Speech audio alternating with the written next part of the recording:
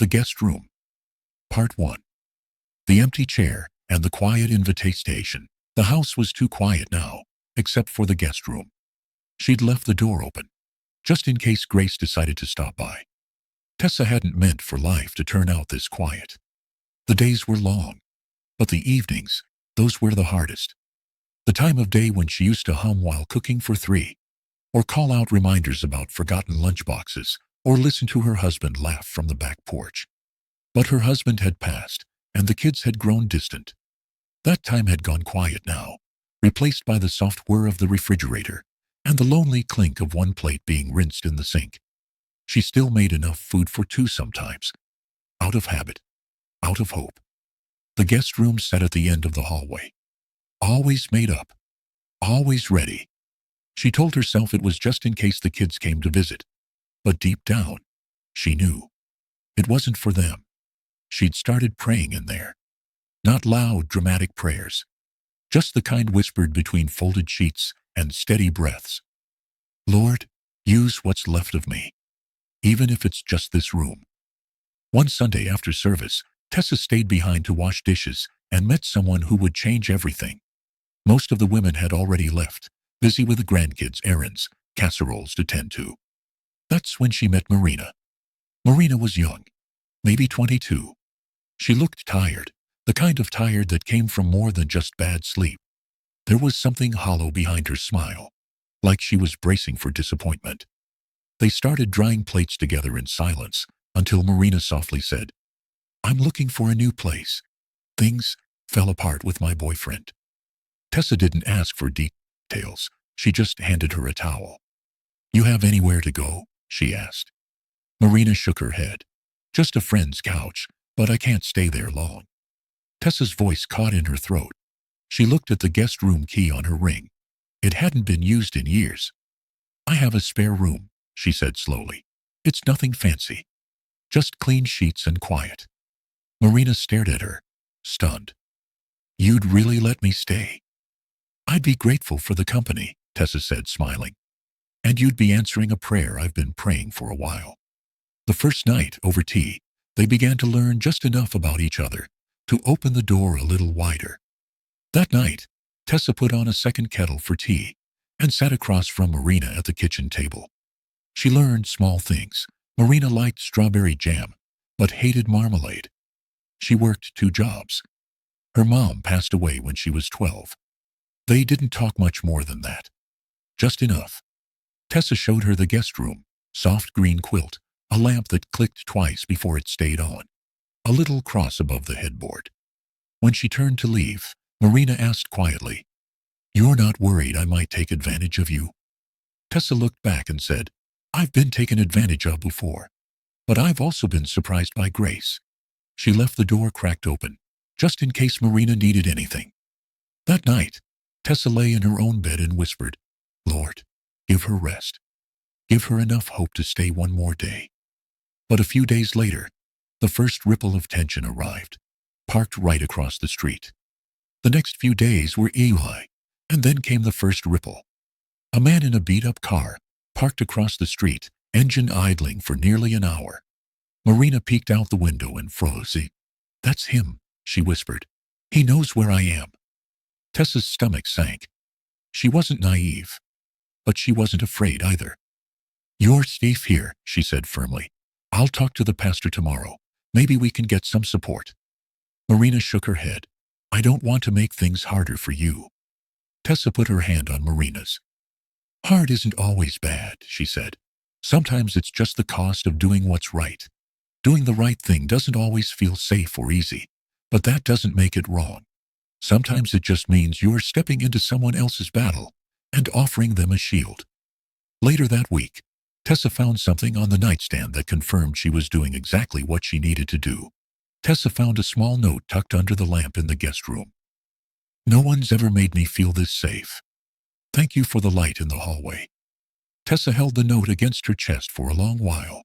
It wasn't just the words, it was the tenderness behind them, the quiet affirmation that her simple act of kindness had landed where it was most needed. In that moment, she felt seen, not by the world, but by God, by Grace. by something bigger than herself that had finally come full circle. The next morning, she opened the window in the guest room just a little wider, letting in light, letting in life. That evening, a quiet memory of her daughter brought back the ache she thought she'd buried. As she folded linens, Tessa thought about her daughter. It had been nearly 3 years since they'd spoken. It started with a misunderstanding, then an accusation, then silence. Her daughter had said things like, "You take in strays, but you don't listen to your own blood. You care more about other people's messes than ours." It wasn't about Marina. It had started long before that, years earlier, after the divorce, when Tessa let a young woman from church stay with them briefly after a house fire. Her daughter had seen it as betrayal. While Tessa thought she was living out her faith, her daughter felt abandoned, like her own pain had been invisible. The resentment didn't explode, it just simmered quietly, turning into distance, then silence. Tessa had never found the words to explain that loving others didn't mean she loved her daughter less. But maybe, by the time she realized it, the damage had already settled in, too deep. Tessa didn't know how to fix it. The silence from her daughter echoed in every ordinary task. But still, she couldn't bring herself to cook for just one. Setting an extra place, making enough dinner for two. It wasn't denial. It was her way of holding on to the possibility that someone might still need her. That love, even quiet and unspoken, could wait at the table and hope to be received again someday. She picked up her phone to call her daughter, then stopped. Instead, she opened her journal and wrote, "Lord, if she ever comes home, let her find me loving someone else well. I don't want bitterness to be what she remembers. I want her to see that love doesn't stop just because it's been rejected, that grace doesn't shrink when it goes unseen. Let her remember a mother who chose to keep giving, even when it hurt, and not one who built a wall out of resentment." As she passed the guest room that night, something told her this wasn't the end of the story. It was the beginning. She paused in the hallway, hand resting lightly on the doorframe, thinking about everything this room had seen in just a few days, the fear, the trust, the tiny flickers of healing. And in that moment, she realized something about the kind of love she'd been offering. Sometimes hospitality is a casserole. Sometimes it's clean sheets and a cracked window. And sometimes it's just saying yes when someone knocks, even if your own heart is still healing. As Tessa turned off the lights and headed to bed, she passed the guest room and smiled. For the first time in a long while, it wasn't just made up. It was full. Full of life. Full of pain. Full of possibility. And maybe that was the beginning of everything. Not a dramatic turning point, not the kind of moment you mark with confetti or celebration, but the kind that quietly shifts something deep in your soul. Tessa had been living in the shadows of absence, the absence of her husband, the silence of her children, the fading of purpose. But in opening that guest room, she hadn't just made space in her home. She'd made space in her heart again. The kind that whispers, "Keep going. You're not done yet."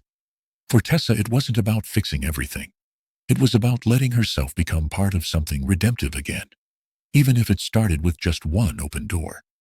The kind that whispers, "Keep going. You're not done yet." For Tessa, it wasn't about fixing everything. It was about letting herself become part of something redemptive again, even if it started with just one open door. End of part 1. Continue with part 2, the rumors and the ripple effect. The guest room. Part 2, the rumors and the ripple effect. For a while, everything seemed to settle, until one whisper turned into another, and Grace found itself up against a different kind of storm. Marina stayed for a few weeks, long enough to breathe again. She started coming home later, a second job at a diner near the bus station, and on weekends, she folded laundry with Tessa while they watched home renovation shows with the volume turned down. It was quiet. It was simple. It was safe. Until the whispering started. It began in subtle ways, glances over fences, a pause in conversation as Tessa stepped outside to water her plants. But the tone behind those looks felt heavier than mere curiosity. Tessa had lived in this neighborhood for more than 30 years, and she knew the difference between concern and quiet condemnation. Her house, once the quiet, well-kept corner property everyone complimented, had started drawing a different kind of attention. It began with a phone call. Mrs. Portman, Tessa's longtime neighbor and self-appointed neighborhood moral compass, had concerns. "It's just, you've always kept a tidy home, Tessa," she said. "And now there's all these strange cars out front. People coming and flying. You don't want folks thinking, well, you know." Tessa didn't know, and she didn't ask. She simply thanked Mrs. Portman for her call and hung up with a calmness she did not feel, because she knew exactly what Mrs. Portman had meant. In neighborhoods like this, a single woman living alone was fine, expected even. But a single woman opening her door to young, struggling strangers? That was something else. That disrupted the quiet symmetry of things. That raised questions about safety, about cassis, about control. Tessa wasn't breaking any rules, but she was bending the invisible ones, and that made people uncomfortable. She stood at the window for a long time afterward, watching the street below. The cars. The porch lights flickering on at dusk. The way judgment could arrive dressed in the voice of concern. Later that week, the pastor stopped by, and while his tone was warm, his words carried weight. "Some of the older women in the church have expressed worry. They say your house feels different, like something's shifting. Are you sure you're okay?" Tessa forced a smile. "You mean different, like there's finally someone else here besides me?" He laughed politely, but didn't answer, just offered to pray with her. And in that moment, Tessa understood. He was unsure of what her answer might be, unsure whether to offer support or keep a safe distance. The prayer became a way to say something without choosing sides, a gesture that masked hesitation with holiness. She could tell he didn't quite know what to say, whether to encourage her, correct her, or quietly distance himself from the tension. His prayer was gentle, the kind that stayed on the surface. Peace for the neighborhood, wisdom for decisions, gratitude for community. But Tessa could feel the undercurrent. He didn't fully understand what she was doing, and maybe he didn't want to. It was easier to bless it than to wrestle with it. She let him. But when he left, she stood by the front door longer than usual, hand resting on the knob, as if she were the one now uncertain about staying. That night, as she lit a candle in the kitchen and wiped down the counters, Marina came in and leaned against the fridge. "Did I cause this?" she asked. "The neighbors, the stairs, the weird church vibes." Tessa shook her head slowly. "You didn't cause anything. You just revealed what was already there. The fear, the pride, the discomfort people have with things they don't understand. It's been sitting under the surface for a long time. You didn't bring it here, Marina. You just made it visible. And that's not a burden.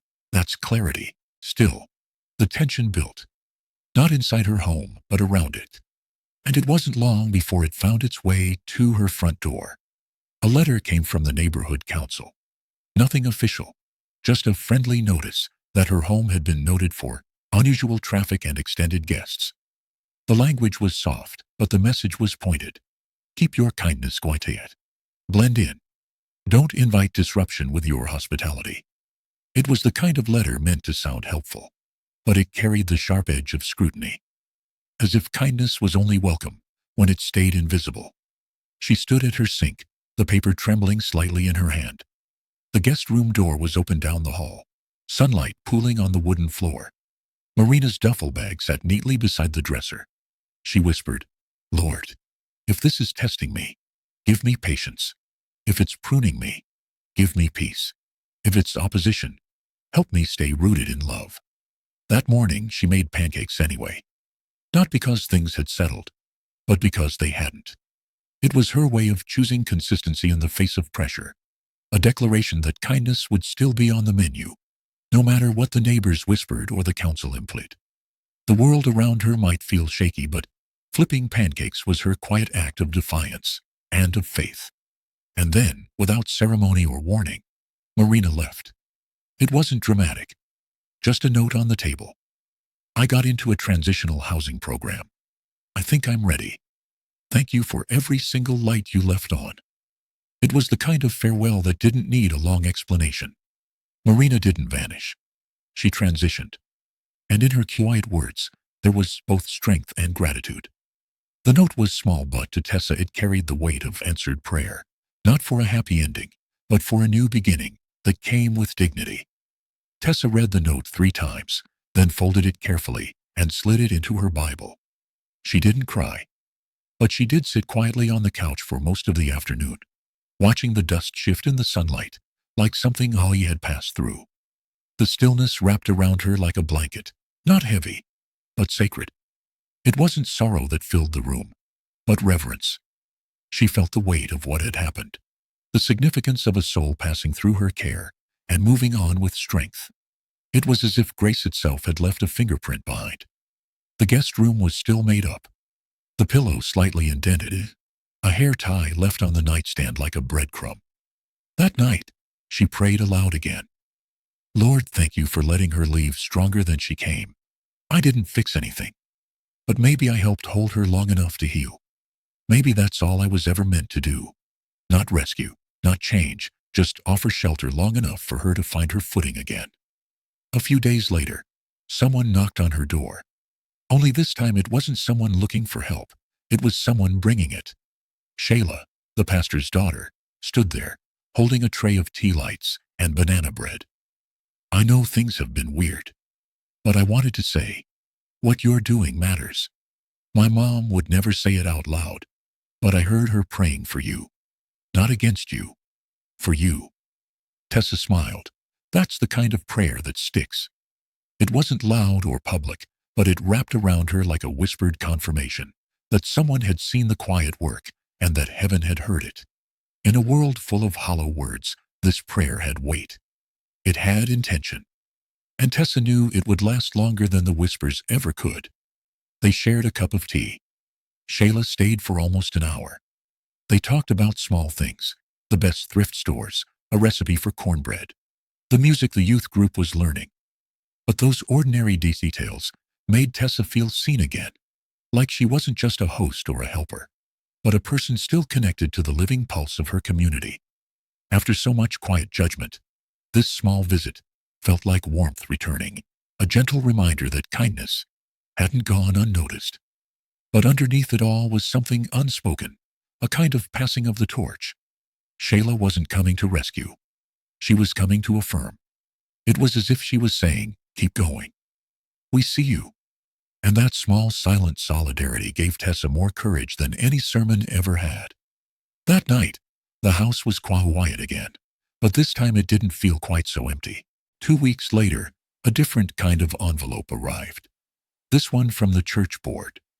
They were forming a new ministry for women in transition, and they wanted Tessa's input. She blinked at the paper, stunned. Below her name were the words, Community Liaison. She laughed softly. Lord, I was just making space. I didn't ask for a title. But she accepted. And quietly, gratefully, she prepared.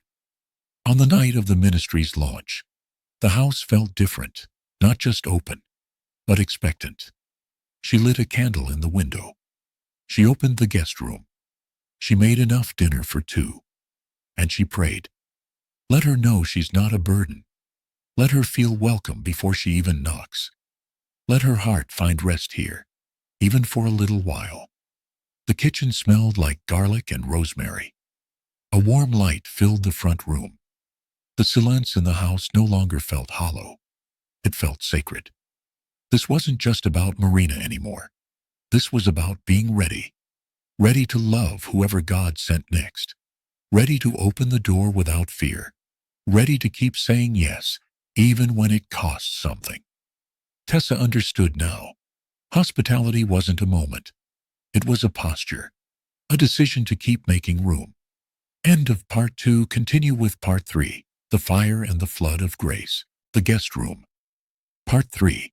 The fire and the flood of grace. No one expected what happened next. Not even Tessa. It started with a fire. Not in her home, but 2 streets over. A small complex where several women from the transitional housing program had been living. Faulty wiring. 2 apartments destroyed. No injuries, thank goodness, but a lot of displacement. The church opened its fellowship hall. Volunteers brought blankets and coffee. A sign-up sheet was passed around for temporary housing. Tessa didn't hesitate. Her pen was the first on the list, her handwriting steady and certain. That night, she cleared the guest room again. Fresh linens. A folded card on the nightstand that read, "You are not an interruption." A candle flickered on the dresser. Lavender, the one Marina had liked. She vacuumed the rug twice, not because it needed it, but because she wanted to get everything just right. By morning, she had 3 voicemails from church members asking if she was sure. Their voices were kind but uncertain, layered with hesitations and phrases like, "What if it's too much?" and "Don't feel obligated." They meant well, but behind the concern was fear. Fear that kindness had limits, that welcome had expiration dates. But Tessa didn't waver. She'd spent too many nights asking God why the silence in her home felt so loud, why her life still felt unfinished, like a story waiting for its next chapter. And now, in the face of other people's worry, she had clarity. She'd prayed for purpose. And this was her answer. Not comfort, not applause, but the quiet, sacred work of saying yes again. She was sure. She knew this wasn't about proving herself right or pushing back on doubts. It was about following through with the kind of love she had long prayed to embody. Steadfast, inconvenient, and real. Every part of her had been prepared for this moment, and in that knowing, she felt peace. The next guest arrived with a toddler and a worn-out backpack. Her name was Ania. She had been living in one of the burned apartments, and when the church opened up housing options, she hesitated to accept, until someone mentioned Tessa's name.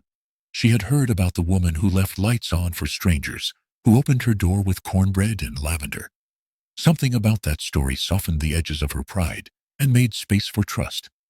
Her son Micah was too, curious, quiet, and still startled by loud noises. His eyes were big and brown, always searching. Ania held him close like a shield, her exhaustion barely masked by politeness.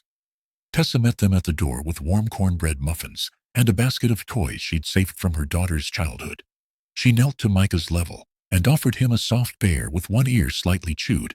He stared at it for a moment, before clutching it tight. There wasn't much talking that first night. Just rest. A long bath. Clean pajamas. And peace. Ania cried quietly behind the bathroom door. Tessa pretended not to hear, but she left chamomile tea by her bedside. But the next morning, something cracked open. Micah reached for Tessa's hand at breakfast, his small fingers curling around hers with surprising certainty. It was a gesture so quiet yet so full of trust that it caught Ania off guard. Ania, startled, whispered, "He doesn't do that with strangers." Tessa smiled gently. "Then maybe I'm not a stranger anymore." The days that followed were a blur of playtime and paperwork, soft lullabies and whispered prayers. The house filled with laughter, sometimes hesitant, sometimes loud, but always healing. Ania opened up slowly, like a flower after a long frost. She started humming while doing dishes, offering to help with the grocery list. Micah began to leave toys in the living room, like he belonged there. And in between it all, Tessa began to write. Not a book, not a blog, letters. To the women who had passed through, the ones who came weary and left a little stronger. To the ones still coming, unknown face who would one day fill this space with new stories and new hope. To her daughter, the one who had stayed away longest, whose silence left the deepest ache, but whose place at the table was never forgotten. She didn't know if her daughter would ever write back. But that wasn't the point. It wasn't about what came back to her. It was about what she needed to give. To say aloud, even if only on paper. To keep the door open, even if no one walked through it just yet. It was about staying soft in a world that so often hardens you. About letting love speak first. She wrote about light and welcome. About the ache of watching someone leave stronger than they came. About the beauty of holding space even when it hurts. She wrote without bitterness, only hope.